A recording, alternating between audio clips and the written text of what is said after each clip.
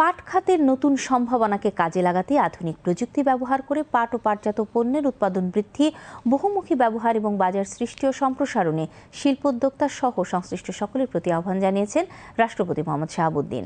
তিনি আজ রাজধানীর ওসমানী স্মৃতি মিলনায়তনে জাতীয় পাট দিবস উপলক্ষে পাট ও বস্ত্র মন্ত্রণালয় আয়োজিত অনুষ্ঠানে এই আহ্বান জানান।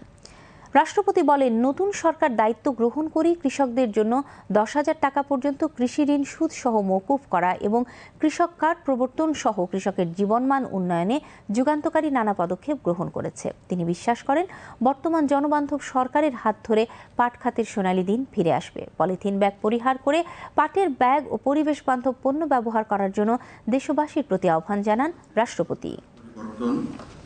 পরিবেশ দূষণ এবং পলিথিন ও প্লাস্টিকের ব্যাপক ক্ষতিকর প্রভাবের প্রেক্ষাপটে বিশ্ব এখন টেকসই ও পরিবেশ বান্ধব পণ্যের দিকে ঝুঁকছে। এই পরিবর্তিত বাস্তবতায় পাট ও পাটজাত পণ্য বাংলাদেশের সামনে এক নতুন সম্ভাবনার দুয়ার উন্মোচিত করে দিয়েছে। এই সুবর্ণ সুযোগ আমাদের কাজে লাগাতে হবে। বর্তমান সরকার ইতিমধ্যে রুগ্ন বন্ধ পাটকল সহ বিভিন্ন শিল্প প্রতিষ্ঠান খুলে দিয়ে নতুন উদ্যোগ গ্রহণ করেছে।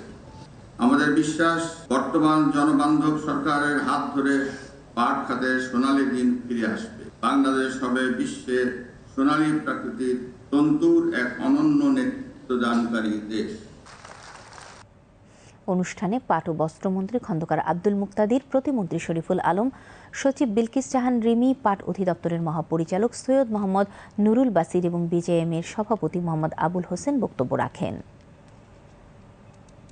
পাট খাতের উন্নয়নে অসামান্য অবদানের স্বীকৃতিস্বরূপ 19 ব্যক্তি ও প্রতিষ্ঠানকে সম্মাননা স্মারক প্রদান করা হয়।